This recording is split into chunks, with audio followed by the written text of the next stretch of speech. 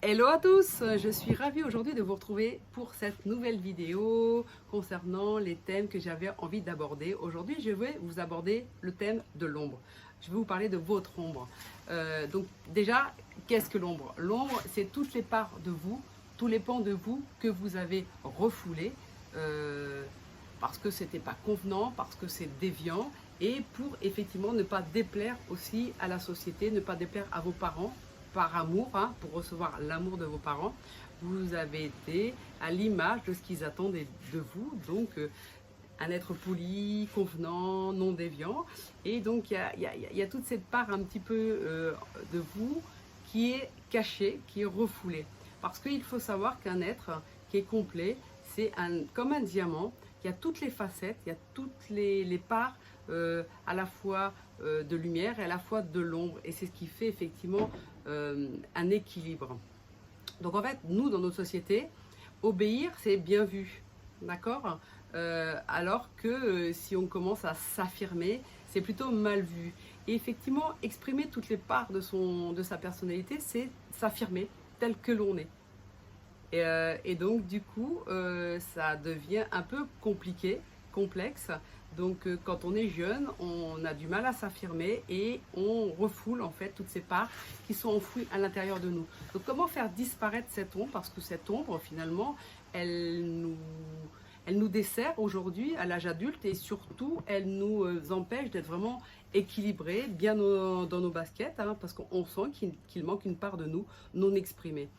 Alors, pour faire disparaître cette ombre, ben, il faut faire la lumière dessus, il faut l'accepter, il faut se responsabiliser, il faut s'aimer aussi tel que l'on est et accepter ces pans en fait moins glorieux de nous. Et ce qui ne veut pas dire que en les regardant, en les acceptant, on va jouer effectivement les scénarios en fait qui se jouent dans cette ombre. Je vous donne un exemple un peu excessif pour que vous compreniez bien. On a tous une part chez nous de terroristes. Alors bien évidemment, lorsque on regarde les terroristes qui jettent des bombes partout et qui agressent le monde, ça nous fait bondir. Tout simplement parce que cette part de nous qui est à l'intérieur n'est pas reconnue par nous-mêmes.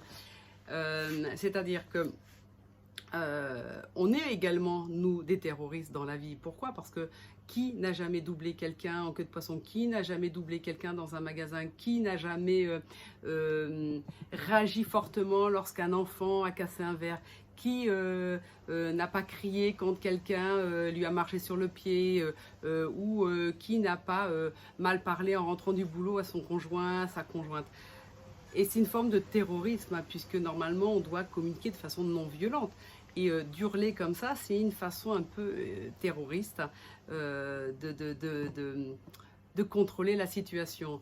Donc du coup, si on observe en fait ça chez nous, si on regarde effectivement ces façons un peu de réagir que nous avons, ben, on va faire la lumière dessus. On va accepter que nous aussi, on est un terroriste d'un certain degré.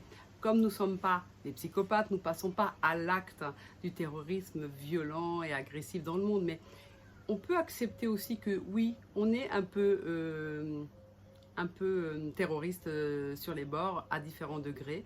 Et lorsqu'on fait cette lumière sur nous, qu'on accepte ce pan de nous, et ben, ce pan de nous disparaît progressivement. Il n'a plus besoin de réagir parce qu'il est exprimé, il est accepté en fait à l'intérieur de nous. Je donne un autre exemple parce que voilà, souvent on critique les gens qui sont égoïstes.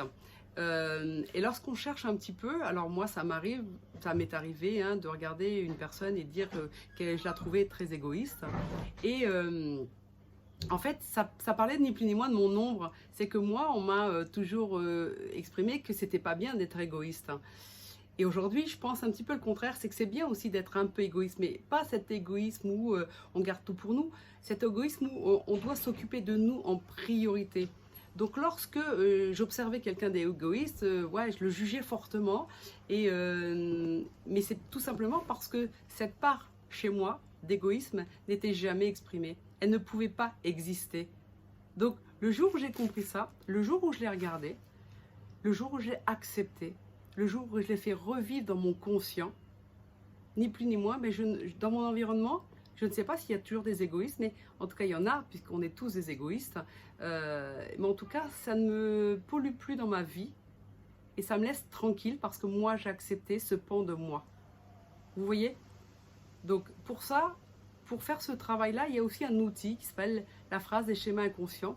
Chaque fois que vous réagissez fortement, chaque fois que ou même que vous êtes fan de quelqu'un, fortement que vous admirez quelqu'un, c'est que ça parle de votre ombre, ni plus ni moins. Donc, la première chose que je vous conseille dans votre vie, si vous voulez qu'elle change, c'est déjà de vous observer. Et comme je l'ai dit à la dernière vidéo, c'est de vous responsabiliser. Parce que tout ce qui vous arrive dans votre vie est là pour vous faire avancer. Donc si vous réagissez, regardez quand est-ce que vous réagissez, regardez quand est-ce que vous mettez en pétard, regardez quand est-ce que vous jugez les gens, vous allez voir qu'effectivement, ça parle de vous, exactement. Ce que vous reprochez à l'autre, c'est ce que vous avez chez vous, mais que vous n'avez pas conscientisé ou que vous n'avez pas mis en lumière, ni plus ni moins.